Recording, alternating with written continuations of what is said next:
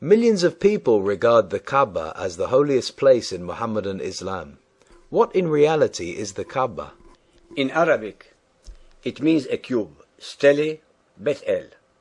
The historical records show no evidence whatsoever that it was at any time but a house of idolatry, and was never associated with monotheism until the advent of Muhammad.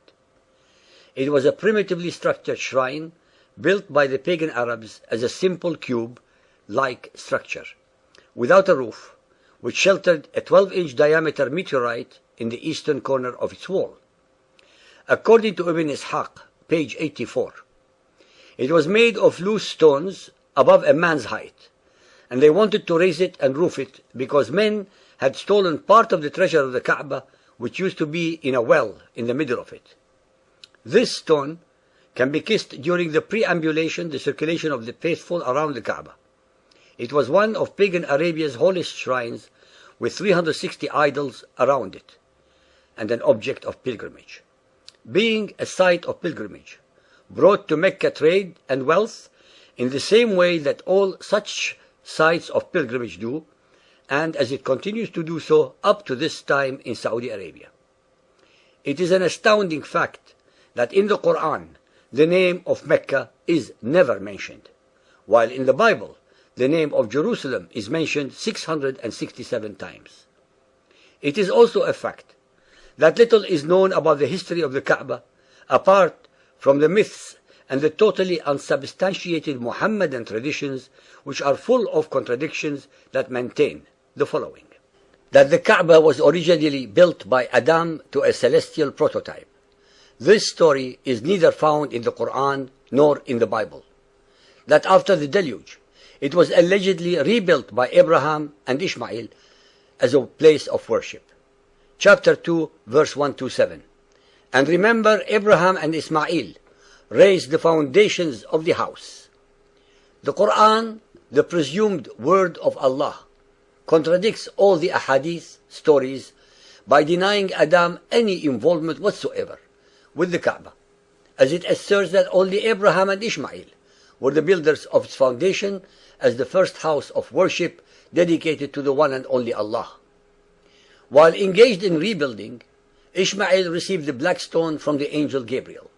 This, of course, makes absolutely no sense, since Ishmael would have needed to build the foundations of the Kaaba to protect something special, the black stone, for example, and certainly not if it were empty.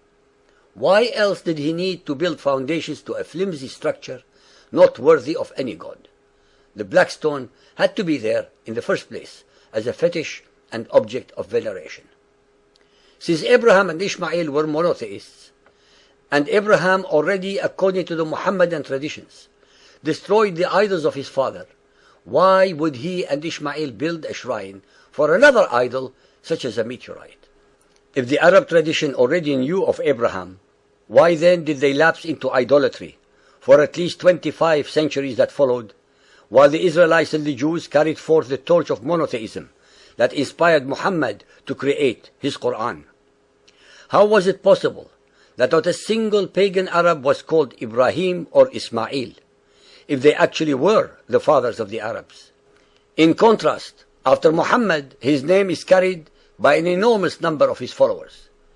If the traditions are true, why then do repeated Quranic verses insist, in clear terms, that they, the Arabs, were actually totally ignorant of previous revelations, such as in chapters 2, 151, 11, 49, 12, 3, 16, 43, etc.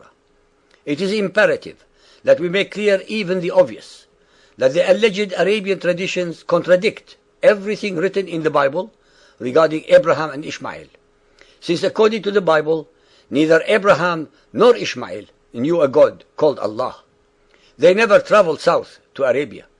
They never knew any place called Mecca or structure called Kaaba. They never built the foundations of any structure. They never heard of or knew any messenger called Gabriel. Every single item in both the Quran and the Hadiths regarding Abraham and Ishmael are lies and deceptions. Centuries before Muhammad, most of the rituals of Muhammadan Islam were already practiced by the pagan Arabs, such as pilgrimage, circumambulating the Kaaba, calling the names of their idols, kissing the black stone, prostrating, running between the two hills Safa and Marwa, venerating Zamzam, fasting, wearing white clothing, etc., etc., etc. In reality, Muhammad simply incorporated all the pagan rituals, traditions and fetishes of the pagan Arabs and Islamized them to give his cult legitimacy, a sense of identity and an image of uniqueness, so that he made it easier and less stressful for his brother Arabs to move from idolatry and paganism to his brand of monotheism by continuing the practices of their pagan fathers.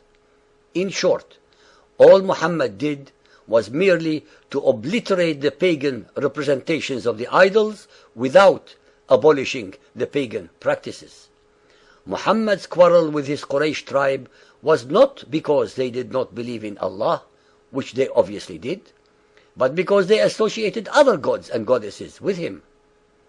The same Muhammad, who went into paroxysms of rage and disgust that filled the Quran at the idol worshipping of his tribe, the Quraysh, did not hesitate for one moment to incorporate every facet of their traditions and fetishes into his new cult without shame or remorse. During the whole period of 23 years that he used to fulminate and attack his idol-worshipping Quraysh tribe, Muhammad prayed in the Kaaba with them, while it was full of pagan gods and goddesses. His hypocrisy knew no bounds. To gain favor with the pagan Arab tribes, he actually joined them wholeheartedly, but for the single and very simple amendment to the whole of their religion. That was to believe in one Allah instead of Allah and 360 other idols. It is extremely relevant to relate the story that Umar ibn al-Khattab reluctantly but very intelligently remarked about the kissing of the black stone.